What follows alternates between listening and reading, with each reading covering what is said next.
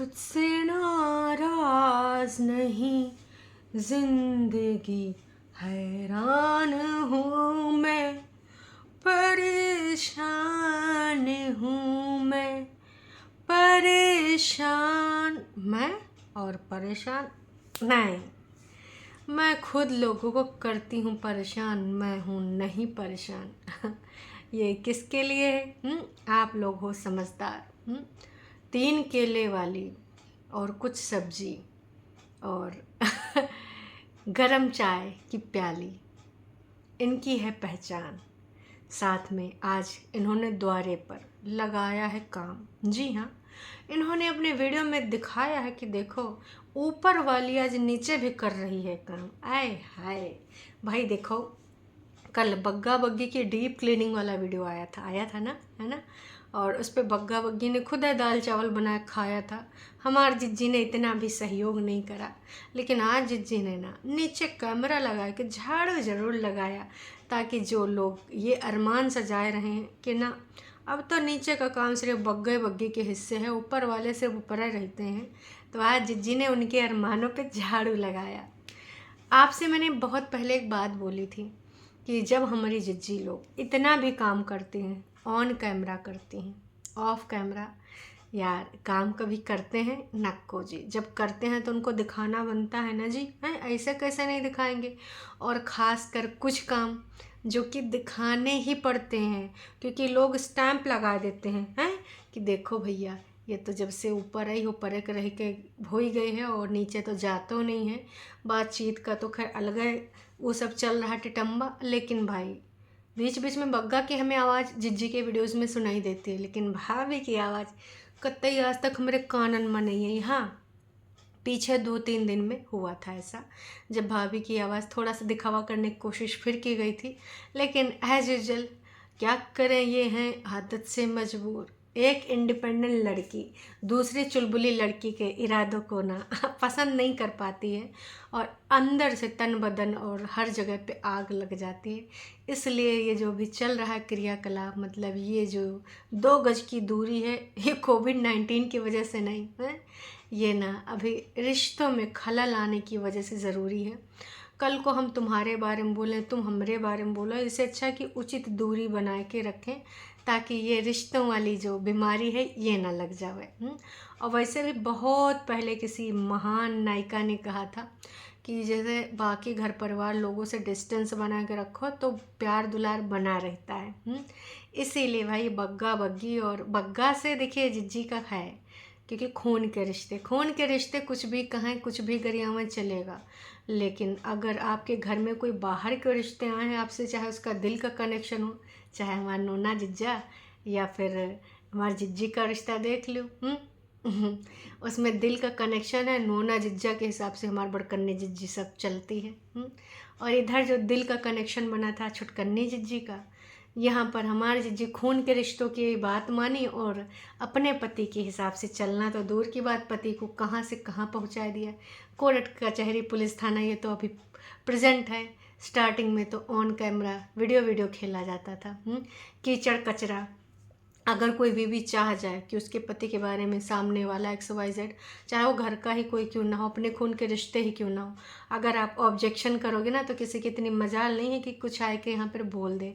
कीचड़ कचरा तो बहुत दूर की बात है, बहुत बड़ी बात है। बहुत जो मम्मी जी के मुंह में कैमरा लगाए ठूसा जाता था, पूछा जाता था मम्मी जी अब तो ना बहुत ज़्यादा कैसे मैनेज करेगा, ओवर टाइम करेगा बग्गा, तब जाके दहेज जुटा पाएगा। ये सारी चीज़ें का हमारी जिज्जी की नॉलेज में नहीं थी, ऑफ कोर्स थी। खैर छोड़ो, वो पुरानी बातें हैं, एग्जाम्पल के तौर पे बता देते हैं जो जिज्जी ने ये सब ड्रामे करें इसलिए। तो भाई बग्गी की बातें कैसे हमारी जिज्जी बर्दाश्त कर सकती है, वो खून के रिश्तों में नहीं आती। हाँ, अगर खून के रिश्तों में होती तो ज़रूर बर्दाश्त कर जाती, लेकिन चलो ठीक है, ये डिस्टेंस ज़रूरी है। अब अभी मम्मी जी आ जाएंगी, बड़ी जिज्जी आ जाएंगी तो फिर से प्यार मोहब्बत होगा, लेकिन वो कुछ दिन का ही होगा, क्योंकि ज़्यादा दिन ना इनको ये सब बर्दाश्त नहीं हो पाता, स्क्रिप्टेड भी नहीं चल पाता। मतलब जिसे कई सामान होते, कई चीज़ें होती हैं, लोगों को वो टच करने से या फिर खाने से एलर्जी हो जाती है, वैसे इन सबको ना प्यार मोहब्बत से एलर्जी है, ज़्यादा दिन नहीं हो पाता है। खासकर बड़कन्नी जिज्जी, छुटकन्नी जिज्जी और बग्गी का। बड़कन्नी जीजी भी छुटकन्नी जीजी का बार बार जिक्र करती है, लेकिन दुपट्टा का जिक्र छुटकन्नी जीजी नहीं करती है। बड़कन्नी ज़रूर कर देती है कि अभी मैंने बग्गा से बात करी थी, बग्गी से बात करी थी, फलान करी थी, ढमाक करी थी, लेकिन छुटकन्नी जीजी बग्गी के नाम पे बस 1-2 दिन बोला है कि हाँ हमारा ऐसा हो गया वैसा हो गया, दुपट्टा ने मेरे लिए। जिस दिन इनका जब मुद्दा सॉर्ट आउट हुआ था ना बुखार की, टाइफाइड वाले दिन, तो उस दिन शाम को एक वीडियो आई थी, उसमें बोला था बग्गी इनके लिए जब ऊपर गई थी, अपना जो है सब्जी वब्जी भी दे आई थी, खाना वाना भी 1-2 दिन खाएं।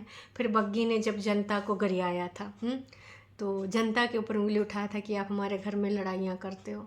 फिर दूसरे दिन जैसे बग्गी ने जनता को सॉरी बोला, फिर हमारे जिज्जी का मुंह बन गया कि देखा या फिर तो अपना नंबर बनावे के खातिर जनता को सॉरी बोला है। वो दिन है जनता और आज का दिन है। हमारे जिज्जी बग्गी का नाम नहीं ले रही, समझ गए। खैर अब आते हैं टॉपिक पे। तो टॉपिक पे जिज्जी अगर सफाई करके दिखाई है नीचे, चाहती तो ऑफ कैमरा करती, पर ऑफ कैमरा करती तो आप सबको पता कैसे चलता कि ऊपर वाले आजकल नीचे वालों का भी काम कर रहे हैं। नीचे वाले पूरा क्रेडिट ले जाते हैं। तमाम लोग बोलते हैं कि बग्गी की शादी का 1 साल भी नहीं हुआ, लेकिन भाई वो पूरे तरीके से लगी रहती। कोई डार्क सर्कल दिखाता है, कोई उसके दाने दिखाता है, कोई कुछ तो इन सब चीज़ों के लिए हमारे जिज्जी ने बाकायदा दूर कैमरा सेट करा, सब कुछ प्रॉपर सफाई करी। बच्चे के जो खिलौने थे, वॉकर वगैरह था, उसको कैसे क्लीनिंग किया है, कैसे क्या किया, सब कुछ दिखाया जिज्जी ने। उसके बाद भाई जिज्जी का जो सिलसिला शुरू हुआ है रिश्तों पर ज्ञान, अरे भाई साहब हमें लगता है कि इन सब को अगर एक 2-4 किताबों का ऑर्डर मिल जाए तो ब्लॉगिंग के साथ साथ है ना ये किताबें भी लिख सकते हैं रिश्तों पे। खुद किसी रिश्ते को गंभीरता से नहीं लिया और उस पे जब बोलना होता है तो ये नॉन स्टॉप सेल्फ लव पे कितनी बातें करते हैं। अरे सेल्फ लव का मतलब ये थोड़ी होता है कि तुम सेल्फिश हो जाओ। सेल्फ लव का मतलब होता है सर्वप्रथम आप अपने को प्यार करें, अपने आप की केयर करें, देख रेख करें, सबको समझें, हैं। ये नहीं कि सिर्फ सेल्फ लव करें, सेल्फिश बन जाए और दूसरों को ना टाटा बाय बाय। आप कौन? हम तो सिर्फ सेल्फ लव करेंगे, मैं तो खुद से प्यार जताऊँ। खुद से प्यार जताना गलत नहीं होता है, लेकिन दूसरों के लिए जो आपने दुत्कार करी, दूसरों के लिए जो आपने जाले बुने थे ना, वो आप पे ही भारी पड़ गए। कहते ना कर्मा लौट के आता है, दुनिया गोल है। जो चीज़ आपने बोई है वही काटेंगे। तमाम एग्जाम्पल है यार। इतना सब कुछ होते हुए भी हमारी जिज्जी को काहे समझ में नहीं आता। खैर जिज्जी ने जो अपना फिर से ज्ञान दिया प्रेगनेंसी पर, कि भाई प्रेगनेंसी में बाल झड़ते, स्किन का यूँ हो जाता, बहुत सारी चीज़ें बदल जाती, शारीरिक बनावट, फलान ढमाक, और हम औरतों का जीवन बस एक पूरी फैमिली को समर्पित हो जाता है। मेरा खुद का जीवन बहुत ज़्यादा बदल गया है जब से मैं एक माँ बनी हूँ। हम अपने बारे में भूल जाते हैं, हम सबके बारे में सोचते हैं, हम अपनी खुशियों को त्याग कर देते हैं और सबके चारों तरफ हमारी ज़िंदगी घूमने लगती है। यार कभी कभी बहुत हंसी आता है। जिज्जी एक चीज़ बताइए कि फैमिली के हिसाब से आपने करी हो, बताइए। आप वही करती हैं जो आप करना चाहती, आप ज़िद्दी हैं। ये बात बड़कन्नी जिज्जी के गले लग के गाड़ी में मम्मी जी रोई थी तो बताई थी कि कौनो सुनता नहीं उनका कहना। तो आप मम्मी जी को भी खुश नहीं कर पाए, बग्गी से भी आपकी नहीं बन पाई, कागजी रिश्तों की बात ही क्या करें। तो आपको नहीं लगता कि आप में भी कुछ कमी है? अगर इतने लोग आपसे प्यार मोहब्बत नहीं कर पा रहे हैं, जो कि बग्गी ने तो अपना बहुत सारी कोशिशें करी, आपको 100% दिया, जिस तरीके से आपने उसके इमेज को ख़राब करने की एक कोशिश किया, एक प्रयत्न किया, खुद ही करना है अकेले, वैसे जिज्जी ने आज फिर से ये एक बार कोशिश करी। जिज्जी ने बोला कि इसका रियलाइजेशन 3-4 साल बाद होता है, जब आप माता बन जाओ कि यार हम सिर्फ दूसरों के लिए जी रहे हैं, अपने लिए कुछ केयर नहीं कर पा रहे हैं। और अगर आप अपना केयर नहीं करोगे तो भाई साहब ना समस्या बढ़ती जाएगी और फिर आपको 10 तरह की बीमारियां घेर लेंगी। इसलिए सबके लिए करो, लेकिन सबसे पहले अपने लिए ज़रूरी है। फिर जिज्जी आती हैं सबसे पहले अपनी टाइफाइड वाली बीमारी पर। जिज्जी का कहना था कि मुझे आज भी याद है कि विगत दिनों में जब मुझे टाइफाइड हुआ था तो मैंने अपने दिन कैसे काटे। मैं एकदम विकलांग फील कर रही थी। मुझे लगता था मैं कितनी असहाय हूँ, मैं बस बेड पे पड़ी रहती थी। इतना ज़्यादा मुझे उस टाइम फील हुआ। जी फिर से आपने रियलाइजेशन करा दिया। उस दिन तो आप बड़ा बग्गा बग्गा और बग्गी के गुणगान गाए रही थी, सिर्फ एक ही दिन के एपिसोड के लिए थे। अब फिर से आपका स्ट्रगल याद आ गया। उस दिन आप कितना असहाय फील कर रही थी। मतलब यार कभी तो एक बात पे टिका करो। फिर जिज्जी की दूसरी बात थी कि कुछ भी करके बस मुझे अपने बच्चे का ख्याल रखना था, मुझे अपने बच्चे के बारे में सोचना था। मैं लेटी रहती थी तो मैं बच्चे से बोलती थी मैं बीमार हूँ, तो बच्चा बोलता था कोई बात नहीं, आप ठीक हो जाओगे। चलो, बच्चा इतना सब कुछ बोलने लगा है, फिर भी उस बच्चे की आवाज़ बिल्कुल नहीं सुनाई जाती है। कभी गलती से इतनी सारी चीज़ें आ जाती हैं, फिर वो तुरंत कट लग के वहाँ म्यूज़िक बजने लगता है, to no no no no no. अरे ऐसे कैसे, कहीं बाप सुन ले। रिश्ता जोड़ना चाहती हूँ, घर बसाना चाहती, लेकिन बच्चे की आवाज़ क्यों नहीं सुनाएंगी? नहीं भाई, भाई ऐसे कैसे सुना देंगे? उसके लिए तुम्हें कुछ चुकाना पड़ेगा। हैं, हमारी जिज्जी का जितनी भी मांगे हैं पूरी करके घर ले जाना पड़ेगा। तो भाई इसको ना कई बार हम कहते हैं कि भाई जिज्जी आप अपनी तरफ से प्रयत्न क्या करी। फिर जिज्जी का ये कहना था कि कुछ भी हो जाए यार, कम से कम अपने बच्चे तो साथ में हैं। बच्चे तो आपको प्यार करते हैं, कोई भी अगर आपके साथ में नहीं है। और ये मैं किसी को लेकर नहीं बोल रही हूँ, मैं खुद को लेकर बोल रही हूँ। ऐसा जिज्जी ने बोला।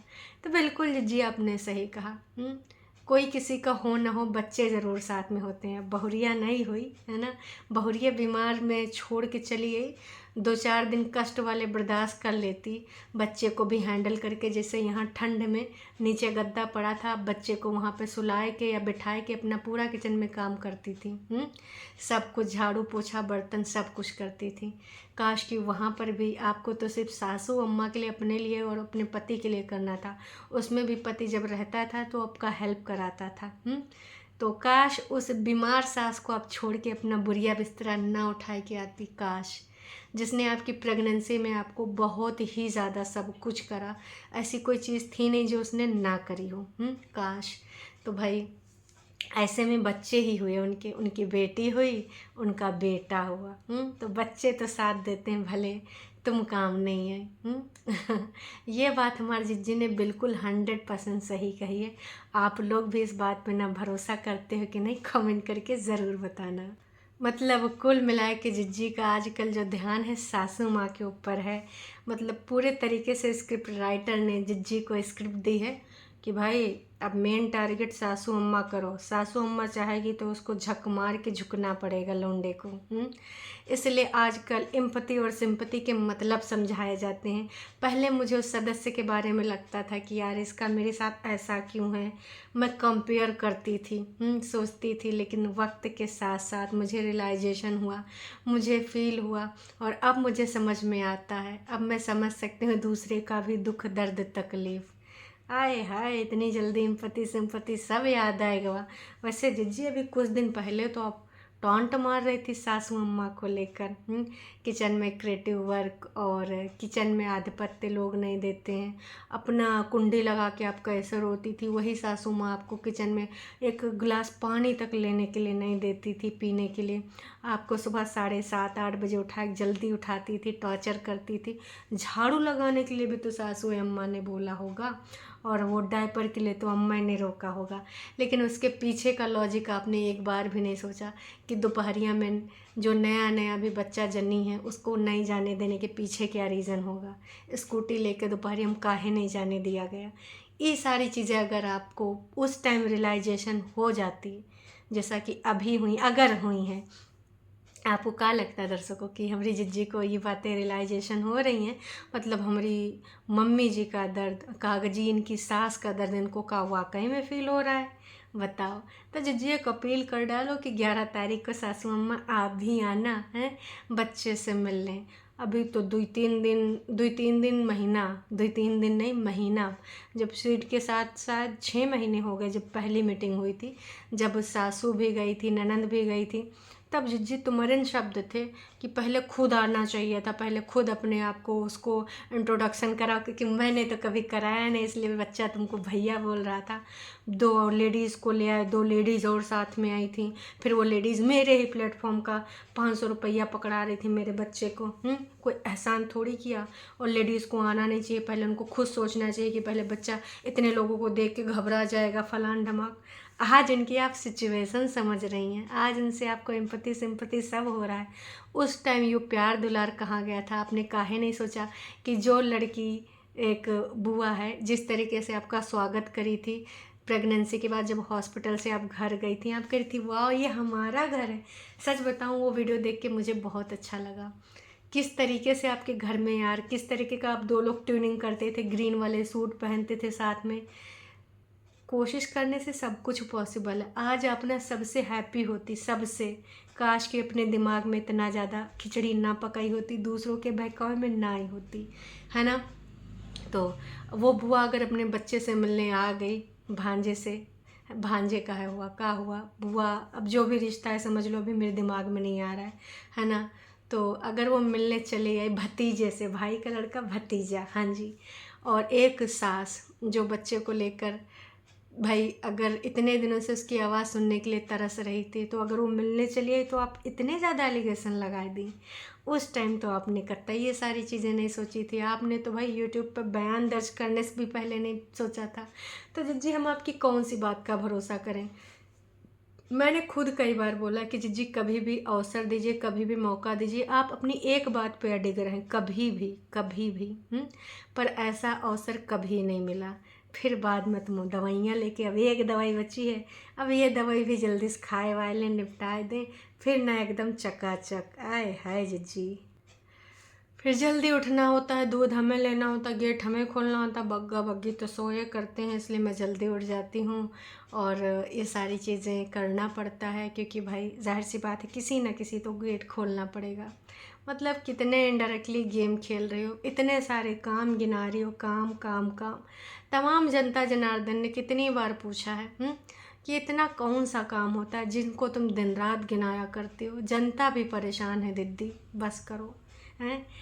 वैसे सब्सक्राइबर्स आपको क्या लगता है कि वो गेम सासू अम्मा से प्यार जताए वाला, एम्पैथी सिंपैथी जताए वाला अभी कितने दिन और चलेगा? का हमारी मम्मी जी भी आए कैसे वीडियो बनाएंगी जिज्जा जी की तरह कि हे बहुरिया हमका माफ़ी दे दो, अब हमको न तुम्हारी एम्पैथी चाहिए न सिंपैथी चाहिए। क्योंकि देखो, अगर रियल होती तो शायद ये लोग भी समझते, अगर रियल होता है तो शायद इनके पति भी समझते, क्योंकि पति ने तो इनको बेइंतहा प्यार किया। घर परिवार के खिलाफ जाके इनका हाथ थामा था। काश उस चीज़ की बस ये वैल्यू कर लेती, अगर उस टाइम इनकी सास और इनकी ननद इनके खिलाफ भी थी या फिर इनको कुछ अपशब्द भी कही थी, तो काश अपने पति की इज्जत रख लेती, क्योंकि पति इन सब के खिलाफ जाके तुम्हारा हाथ थामा था। काश आपने ये करा होता। बाकी आप सबको क्या लगता है ये जिज्जी का टंट्रम कितने दिन चलने वाला? कमेंट करके ज़रूर बताइएगा।